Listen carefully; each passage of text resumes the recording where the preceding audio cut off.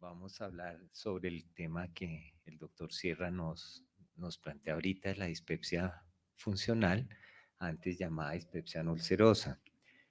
Y en mi juicio, en mi opinión, y basado pues en las revisiones que hice para la charla, creo que por definición esta enfermedad es una enfermedad refractaria. Si nosotros tenemos como definición que la refractariedad es la relativa falta de respuesta de una enfermedad a un tratamiento determinado, esta enfermedad lo cumple porque puede tener algunas respuestas iniciales que pueden ser no muy buenas y puede que de manera secundaria sea fallido el manejo de esta patología con un comportamiento de recurrencia y de progresión y de concurrencia con otra patología funcional. Se define la dispepsia como del griego, que significa dis, que es malo, y peso, digerir, es una mala digestión, y fue refrendado pues, por los criterios de Roma en 2016 como un desorden en la interacción cerebro-intestino.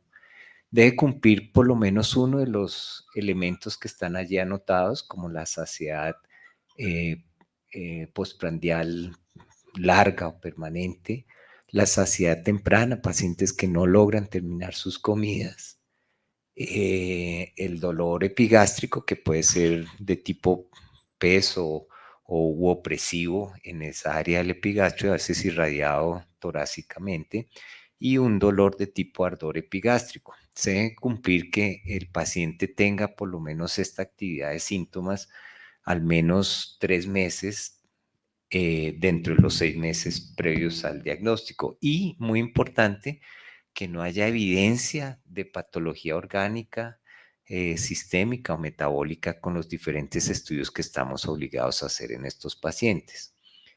Es una enfermedad muy prevalente.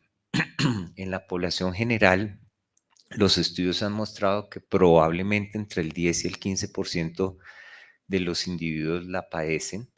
Hablamos que actualmente puede haber unos 7.000 millones de habitantes en el mundo, entonces vemos la importancia que pueda tener.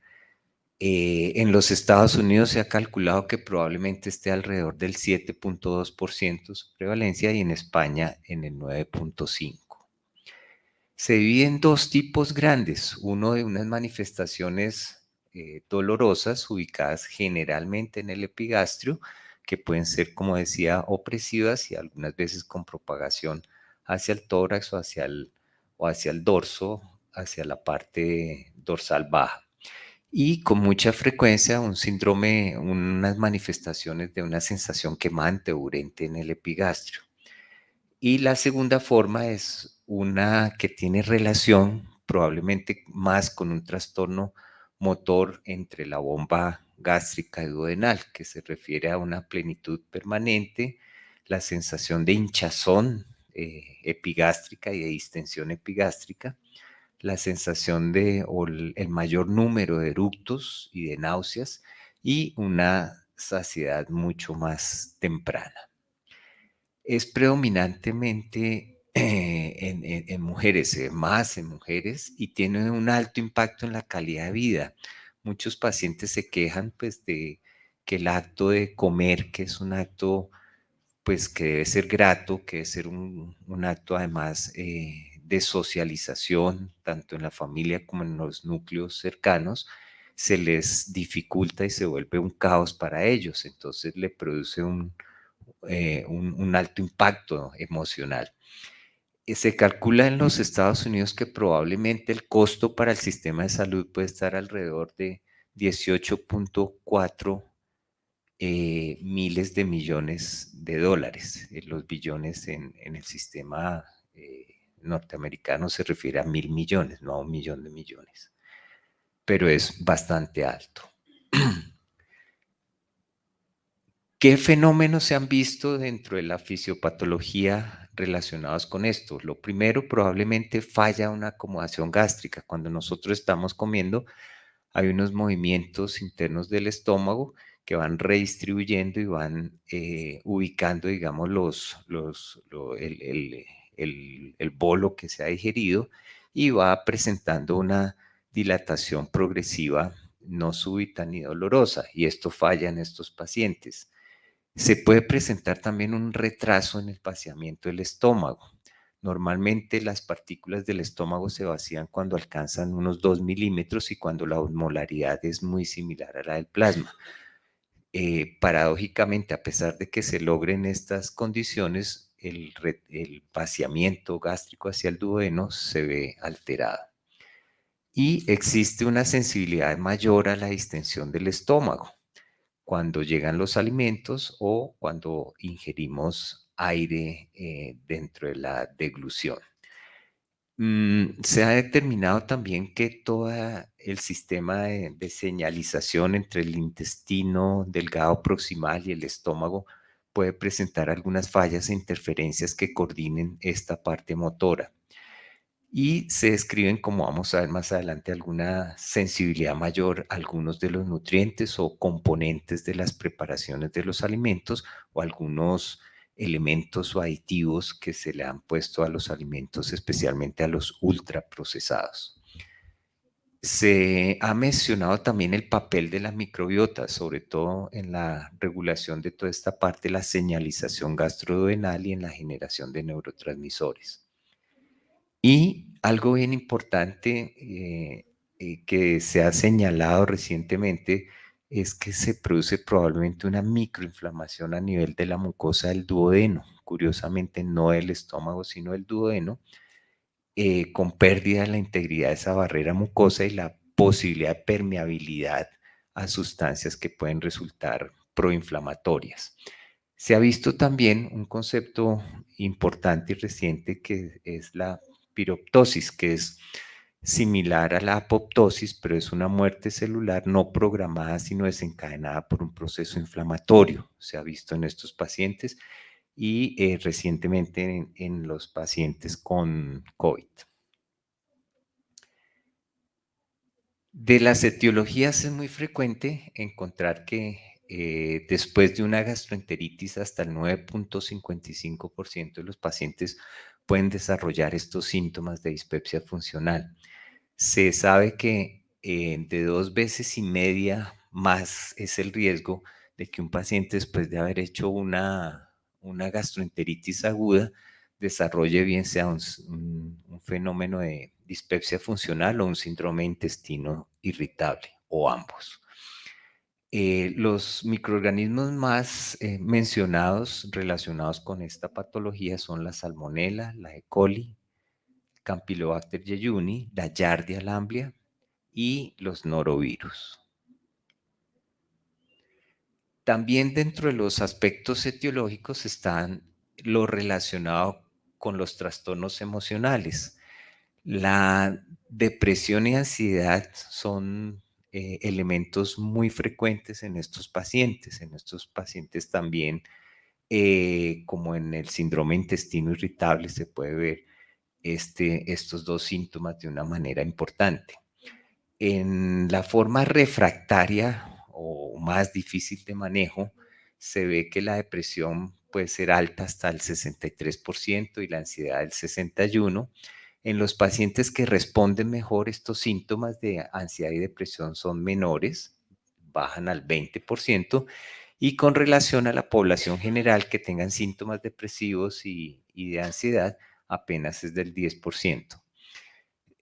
Hay un estudio interesante del efecto de la meditación y el manejo de estas patologías emocionales, sobre todo relacionado con la ansiedad, y se ha visto que la ansiedad puede tener un mejor manejo con estos métodos de relajación, de meditación, con respecto a los medicamentos, no así la ansiedad.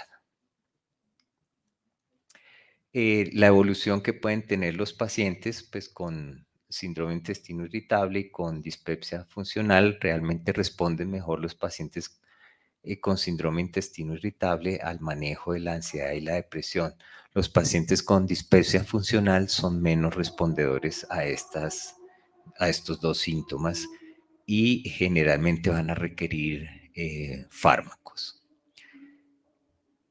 ¿Qué otro elemento se encuentra dentro de la génesis de la dispepsia funcional. Se cree que hay una alteración en varios de los neurotransmisores, pero principalmente en el de la serotonina. La serotonina actúa de tres formas. Puede actuar como neurotransmisor en el sistema nervioso, puede actuar con efectos, digamos, de estimulación en la contractilidad muscular y efectos sobre los vasos sanguíneos de los tejidos periféricos, y puede actuar también como una hormona sobre las plaquetas, alterando su adhesión y su agregabilidad.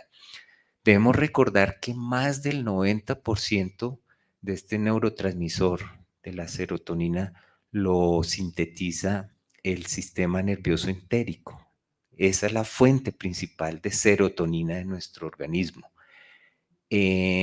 Y pues vemos ahí las acciones que tiene sobre la motilidad de músculo liso, vasos sanguíneos y directamente sobre la neuroconducción. Por eso es que probablemente los medicamentos como los antidepresivos, los inhibidores de la recaptación de serotonina a dosis bajas puedan tener algún grado de efectividad y de manejo en esta patología. Los trastornos de la motilidad gástrica, ya puramente gástrica, se refieren a fenómenos en su capacidad de vaciamiento y de acomodación. Y se cree que probablemente la gastroparesia puede ser parte del espectro de la dispepsia funcional. En algunos pacientes esto puede persistir algunas semanas y generalmente resuelve de manera casi que espontánea porque no hay manera efectiva de tratarla cuando no hay una enfermedad secundaria a la cual se deba. Pero el principal trastorno de la motor gástrico es el de la alteración en la acomodación y la disfunción que existe entre la señalización que envía el contenido gástrico hacia el duodeno y del duodeno hacia el estómago para acelerar o retrasar su vaciamiento. Quizás exista también una disfunción en los quimiorreceptores, tanto gástricos como duodenales, que se encargan de la regulación de esto.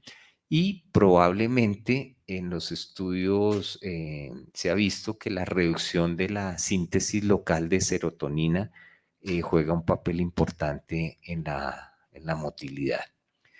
En cuanto a los nutrientes, en general las dietas con alta fermentación, como son los carbohidratos de cadena corta y que generen ácidos grasos de cadena corta, eh, pueden llevar a a un relativo aumento del gas intestinal y a una percepción de una mayor cantidad de gas, y pueden relativamente también aumentar la osmolaridad del contenido gástrico, y esto tiene algunas acciones sobre el trabajo del vaciamiento gástrico. Por lo tanto, pues estas dietas se recomienda reducirlas en cuanto al consumo de esos nutrientes. La relación con el gluten, con la gliadina, en los pacientes que no tienen enfermedad celíaca, se ha visto que la prevalencia de intolerancia o mal manejo a este componente del gluten puede existir hasta en el 1 al 6% de los pacientes, en el 6.4% de los pacientes con dispepsia funcional. Y en general los alimentos ultraprocesados, más por sus contenidos, digamos, para conservarlos, como los glutamatos y algunos nitritos y estos elementos, pueden desencadenar síntomas dispépticos en los pacientes, y por eso se recomienda disminuir su uso o suprimirlo. Dentro de los alimentos comunes, pues están aquí listados que pueden producir saciedad temprana, sensación de gas y de sonidos intraabdominales y la percepción como de más gas dentro del abdomen, y el dolor epigástrico están aquí listados. En general, pues son alimentos que pueden aumentar la producción de gas. Se ha creído que la presencia de los eosinófilos en exceso en el duodeno pueden jugar un papel importante en la dispepsia funcional. Sin embargo, en un estudio ¿qué hicieron? Compararon sujetos normales y con dispepsia funcional y la presencia de esos eosinófilos era muy parecida, no había una diferencia significativa. Lo otro es que esos eosinófilos que estaban tanto en los sujetos con dispepsia funcional como o sujetos normales no presentaban ninguno de los signos de granulación ni de actividad de los eosinófilos, que son los que parece ser producen o son responsables de los síntomas proinflamatorios. Sin embargo, se ha visto que en los pacientes que tienen más eosinófilos a nivel duodenal pueden acusar síntomas de una saciedad mucho más rápida. ¿Cuál suele ser la historia natural del síndrome de dispepsia funcional? Uno, que coexista con el síndrome intestino irritable, como nos va a hablar el doctor Sierra más tarde, y tienen síntomas que se pueden, digamos, sobreponer y pueden tener un curso como alternante. Y lo más frecuente es que sea una enfermedad con crisis recurrentes. Por eso, pues, mi opinión de que por definición es una enfermedad refractaria porque no tiene una solución definitiva.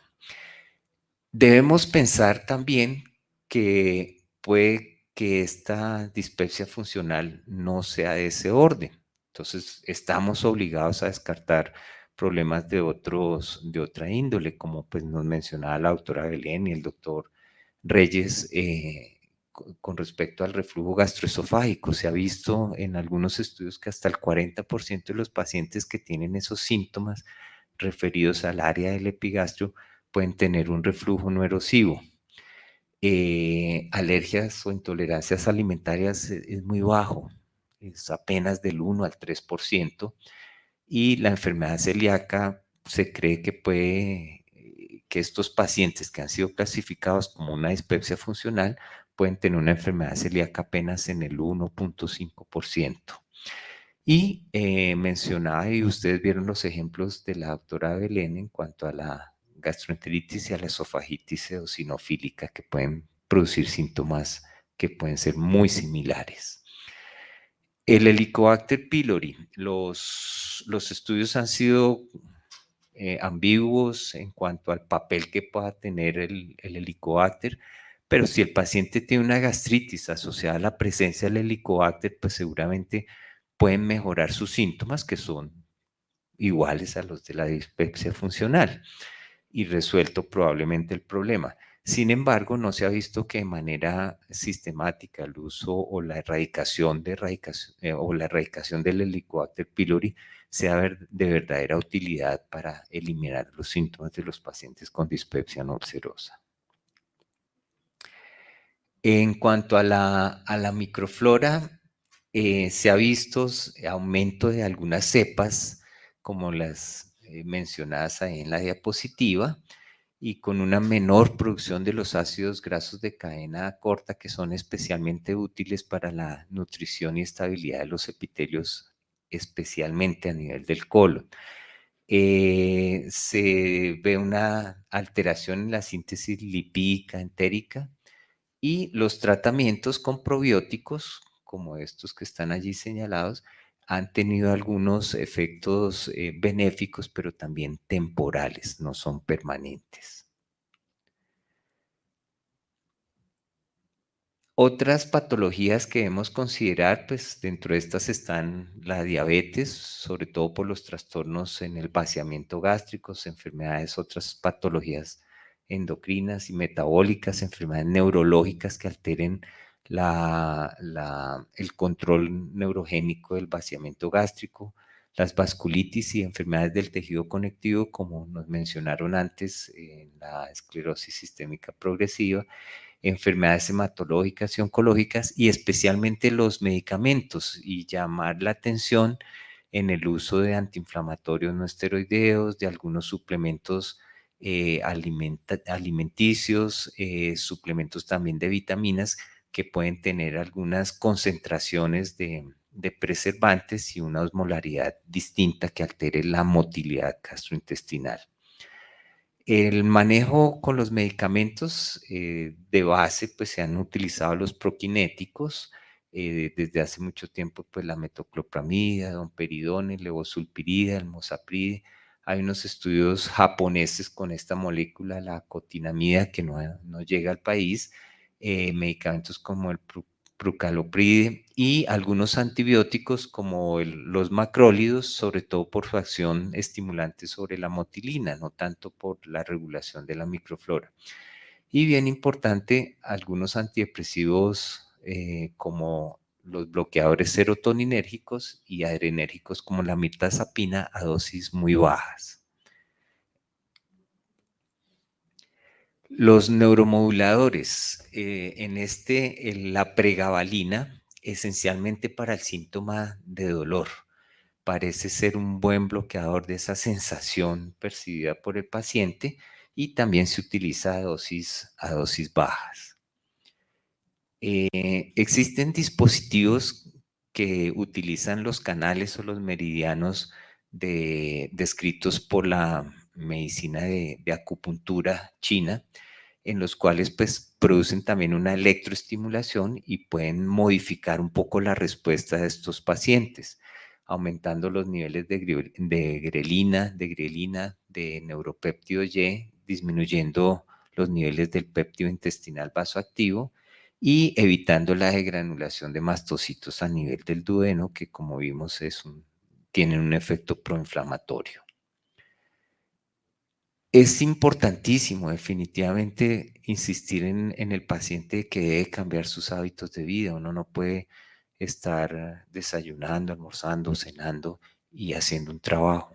Los almuerzos de trabajo son pésimos. Si le va uno bien en ese almuerzo de trabajo porque lo felicitaron, bueno, pero si le va mal, le amargó el almuerzo, se lo tiene uno que comer a toda la carrera frío cuando ya todos están hablando y puede uno hacerlo. Entonces, la verdad es que eso no es un buen hábito.